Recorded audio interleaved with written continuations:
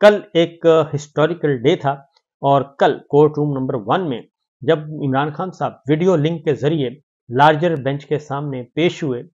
Chief justice قاضی فائز عیسیٰ صاحب جو کہ عمران خان صاحب کے بدترین مخالفین میں ان کا شمار ہوتا ہے اور وہ اچھا نہیں سمجھتے عمران خان صاحب کو، وہ اور باقی جو آنریبل 4 ججز لارجر بینچ کے سامنے جب عمران خان صاحب پیش ہوئے ویڈیو لنک کے ذریعے تو اس میں ایک باقاعدہ طور پہ ایک مکالمہ ہوا۔ اس مکالمے کا تعلق نیب ترامیم سے ہرگز نہیں تھا، بلکہ یہ محسوس کیا گیا کہ اس کو ایک اپرچونٹی سمجھا گیا کہ عمران خان صاحب ویڈیو لنک کے ذریعے آئے تو جب ان کے ساتھ مخاطب ہوئے آنریبل ججز تو چیف جسٹس قاضی فائز عیسیٰ سمیت کوئی بھی آنریبل جج کسی نے بھی یہ ایک لمحے کے لیے بھی اس انداز سے گفتگو نہیں کی کہ عمران خان صاحب ایک سزا یافتہ مجرم ہیں، قیدی ہیں یا ملزم ہیں، وہ جیل میں ہیں، بلکہ سب نے ان کے ساتھ ان کو انگیج کیا اور انگیج کرتے ہوئے بہت ساری ایسی باتیں ہوئیں جس پہ اگر آگے چلا گیا تو پھر پاکستان کا یہ جو مسئلہ ہے سیاسی عدم استحکام کا وہ ختم ہو سکتا ہے۔ تمام کے تمام آنریبل ججز عمران خان صاحب کے ساتھ بہت ہی ہمدردی اور خندہ پیشانی سے پیش آئے اور انہیں اپنے انداز میں یہ کہا کہ کوئی ایسا راستہ تلاش کیا جائے کہ پولیٹیکل لیڈرشپ آپس میں بیٹھے ڈائیلاگ کریں اور ڈائیلاگ کر کے ملک کو مصیبت سے نکالیں۔ اب اس میں کل کا جو ایونٹ ہے بہت ہی امپورٹنٹ ایونٹ سمجھا جا رہا ہے۔ یہ محض نیب ترامیم کا مقدمہ نہیں تھا، کیونکہ جس طریقے سے کل بات چیت ہوئی اور اب ایسا محسوس کیا جا رہا ہے کہ جو سسٹم بہت اچھی طرح سمجھ چکا ہے کہ عمران خان کے ساتھ مسئلہ حل کیے بغیر اور عمران خان صاحب کے ساتھ جو ناانصافیاں ہوئی ہیں ان ناانصافیوں کا ازالہ کیے بغیر یہ ملک آگے نہیں بڑھ سکتا، نہ یہ طاقت سے آگے بڑھ سکتا ہے، نہ یہ فارم 47 سے آگے بڑھ سکتا ہے، نہ ہی یہ قرض کی معیشت سے آگے بڑھ سکتا ہے اور نہ ہی یہ غداری اور بغاوت کے مقدمات قائم کر کے آگے بڑھ سکتا ہے۔ اس بات کا اندازہ کل ہمیں بہت اچھی طرح ہوا اور چونکہ ایک طرف جوڈیشری کی طرف سے اعلیٰ ترین عدلیہ کی طرف سے ایک یہ میسج جانا اور اس میسج کے بعد جو کل کی آخری 10-12 منٹ کی بلکہ 35 منٹ ٹوٹل سیشن تھا، جو آخری 10 منٹ گفتگو ہوئی اور وہ بھی ساری کی ساری سیاسی صورتحال پہ ہوئی، تو ایسا لگا کہ کوئی نہ کوئی پورا سسٹم جو ہے ہمارا نظام عدل بھی وہ بھی یہ سمجھتا ہے کہ جو کچھ ملک میں ہو رہا ہے پچھلے 2 سال سے اس کو کسی بھی صورت میں نہ ہی یہ ڈیفینڈ کیا جا سکتا ہے اور نہ ہی اس کو آگے بڑھایا جا سکتا ہے، اس کو کنٹینیو بھی رکھا جا سکتا اور اگر اس کا یہ تسلسل رہا تو پھر مسائل بڑھ جائیں گے۔ اس لیے کل کی جو گفتگو ہے بہت امپورٹنٹ تھی اور خاص طور پہ جب جسٹس جمال خان مندوخیل صاحب نے یہ کہا عمران خان صاحب سے مخاطب ہوئے اور انہوں نے کہا کہ دیکھیں اس وقت گھر میں آگ لگی ہوئی ہے اور جب گھر میں آگ لگی ہو اور سب سے پہلے آگ بجھائی جاتی ہے اور اس میں یہ نہیں دیکھا جاتا کہ یہ پانی پاک ہے یا ناپاک ہے۔ اب جسٹس جمال خان مندوخیل اس بینچ کا بھی حصہ تھے جس بینچ نے 9 مئی کے مقدمات یعنی کہ عمران خان صاحب کی ضمانت منظور کی تھی۔ 9 مئی کے مقدمات میں سائفر کے مقدمات میں عمران خان صاحب کی ضمانت منظور کی تھی اور 9 مئی کے کچھ ملزمان تھے، اس میں جسٹس جمال خان مندوخیل نے بھی کچھ ملزمان کی ضمانت منظور کی تھی۔ عدلیہ بحیثیت مجموع یہ سمجھتی ہے کہ یہ جو کچھ ہو رہا ہے یہ درست نہیں ہے، جبکہ دوسری جانب ایک اور ڈیولپمنٹ ہوئی ہے اور وہ ہے القادر ٹرسٹ کیس اور اس میں احتساب عدالت کے جج ناصر جاوید رانا صاحب جو ہیں وہ چارج چھوڑ کے چلے گئے اور بظاہر تو یہ ایک سادہ سا کیس ہے کہ جی ان کا ڈیپوٹیشن پیریڈ مکمل ہو گیا ہے، 3 سال کا تھا اور اس لیے وہ 3 سال مکمل ہونے پہ ناصر جاوید رانا صاحب کی خدمات واپس لاہور ہائی کورٹ کو بھیج دی گئیں۔ اب ناصر جاوید رانا صاحب کیس سن رہے تھے القادر ٹرسٹ کیس کو، وہ اس حد تک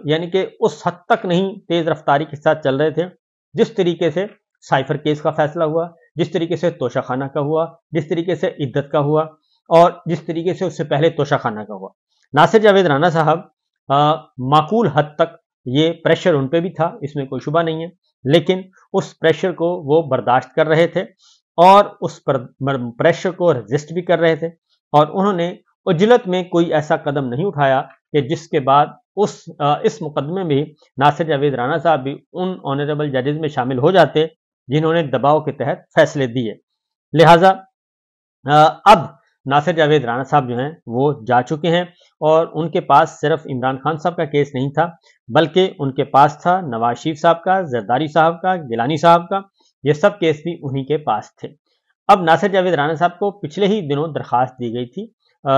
پاکستان تحریک انصاف عمران خان صاحب کی طرف سے اور بشرا بی بی کی طرف سے کہ ہمارا مقدمے کی رفتار بھی وہی رکھی جائے جو باقی ملزمان کی ہے، اور اس کو اس برق رفتاری سے نہ چلایا جائے، اس سے ناانصافی ہوگی۔ شاید اندرون خانہ اس بات کا امکان موجود ہے کہ ناصر جاوید رانا صاحب پہ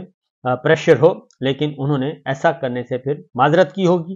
یا سزا دینے سے انکار کر دیا ہوگا، کیونکہ ملک ریاض صاحب کو اپروچ کیا گیا تھا تو ملک ریاض صاحب نے بھی وعدہ معاف گواہ بننے سے انکار کر دیا تھا۔ زلفی بخاری صاحب سے رابطہ کیا گیا، شہزاد اکبر صاحب کے فیملی ممبرز کو تنگ کرنے کی کوشش کی گئی، تو بھی انہوں نے بھی معذرت کر لی تھی کہ وہ ایسا کوئی وعدہ معاف گواہ عمران خان صاحب کے خلاف یا بشرا بی بی کے خلاف نہیں بن سکتے، اور ملک ریاض صاحب کی تو آڈیو بھی آ چکی ہے اور تحریری بیان بھی آ چکا ہے۔ لہٰذا القادر ٹرسٹ جو ہے وہ فی الوقت ناصر جاوید رانا صاحب جا چکے احتساب عدالت کے۔ اب دیکھنا یہ ہے کہ صرف اس ایک کیس کو، القادر ٹرسٹ کیس کو،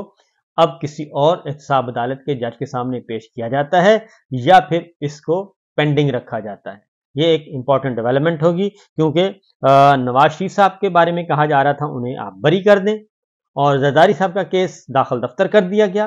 اور گیلانی صاحب کا کیس تھا، اور عمران خان صاحب کے کیس کے بارے میں انہیں کہا جا رہا تھا جلدی جلدی سزا سنائیں، لیکن وہ سزا سنائے بغیر اور وہ چلے گئے، اور انہوں نے چارج بھی چھوڑ دیا، اور اب ان کی خدمات کہا جا رہا ہے کہ واپس لاہور ہائی کورٹ کو مل گئی ہیں۔ آنے والے دنوں میں اس بارے میں باقاعدہ طور پہ پتہ چلے گا کہ اس کے پیچھے کیا کہانی ہے۔ دوسری جانب عمران خان صاحب، ایک طرف میں نے آپ کو بتایا کہ سسٹم بار بار یہ آگاہ کر رہا ہے، انفارم کر رہا ہے کہ عمران خان صاحب کے ساتھ جو ناانصافیاں ہوئی ہیں ان کا ازالہ کیا جائے، اور ان کے ساتھ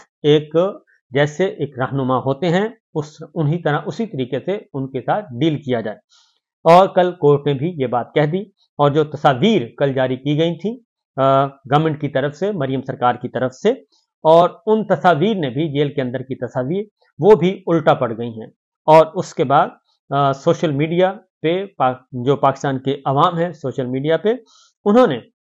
وہ تمام تصاویر منظر عام پہ لے آئے جو کہ نواز شریف صاحب کی اور مریم صاحبہ کی اور شہباز شریف صاحب کی جو مقید تھی اس وقت ان کے زمانے کی، وہ ساری تصاویر لے کے آ گئے اور اب کمپیئر کیا جا رہا ہے۔ لہٰذا یہ جو تصاویر دکھا کے ایک نیریٹو بنانے کی کوشش کی گئی اور بھرمار کی گئی، نون لیگ کی طرف سے پریس کانفرنس کی گئی، بیپرز کروائے گئے، ٹیلی ویژن چینلز کو مجبور کیا گیا کہ ہمارا پوائنٹ آف ویو لیں، اور اس قید تنہائی کو، اس 10 فٹ کے کمرے کو جس میں واش روم بھی ہے، جس میں اسٹڈی ٹیبل بھی ہے، جس میں چیئر بھی ہے، اور عمران خان صاحب کو کوئی بیڈ نہیں دیا گیا بلکہ سیمنٹ کا تھڑا ہے، اور سیمنٹ کے تھڑے کے اوپر گدا رکھا ہوا ہے، وہ ان کو دیا گیا ہے سونے کے لیے، اور اس 10 فٹ کے کمرے میں وہ 24 گھنٹوں میں صرف 2 دفعہ نکالے جاتے ہیں، آدھے آدھے گھنٹے کے لیے، باقی سارا دن وہ اپنے اسی میں رہتے ہیں، مقید قید رہتے ہیں۔ تو جب یہ ساری چیزیں سامنے آئیں اور اس کے بعد اس کو بھی پذیرائی نہ ملی بلکہ اس کا بھی الٹا اثر ہوا۔ دوسری جانب عمران خان صاحب، ایک طرف تو یہ ہے اور عدلیہ یہ بات کر رہی ہے، لیکن جو عمران خان صاحب کے مخالفین ہیں اور خاص طور پہ جو نون لیگ اور محسن نقوی صاحب وزیر داخلہ ہیں، اور وہ ان کی وزارت کیا کر رہی ہے اور ان کا ڈپارٹمنٹ ہے کہ FIA وہ کیا کر رہا ہے، تو ریاست مخالف ویڈیو کی عمران خان صاحب کے آفیشیل ٹویٹر اکاؤنٹ سے تشہیر کا معاملہ، یعنی یحییٰ غداری والی ٹویٹ، اور اس پہ کل پھر FIA کی ٹیم جو ہے وہ تفتیش کے لیے اڈیالہ جیل پہنچی اور عمران خان صاحب سے تفتیش کے لیے گئی تھی۔ ایڈیشنل ڈائریکٹر تھے ایاز، سب انسپیکٹر منیب احمد تھے، اور انہوں نے عمران خان صاحب کو اپروچ کیا، لیکن عمران خان صاحب نے صاف انکار کر دیا، اور انہوں نے کہا کہ جب تک میرے وکلا نہیں ہوں گے، وہ اس بارے میں کسی قسم کی کوئی تعاون نہیں کریں گے اور کسی قسم کی تفتیش میں شامل نہیں ہوں گے۔ لہٰذا وہ جو ہے انہوں نے عمران خان صاحب نے نہیں حصہ لیا کسی قسم کا، اور تحریری طور پر بھی ان کو آگاہ کر دیا گیا۔ عمران خان صاحب کو عمران خان صاحب نے تحریری طور پہ FIA کو آگاہ کر دیا کہ آپ یہاں سے تشریف لے جا سکتے ہیں اور ہم آپ سے تعاون کرنے کے لیے تیار نہیں ہیں، کیونکہ آلریڈی عمران خان صاحب نے لکھ دیا تھا اس نوٹس کے اوپر ایبسولوٹ نان سینس،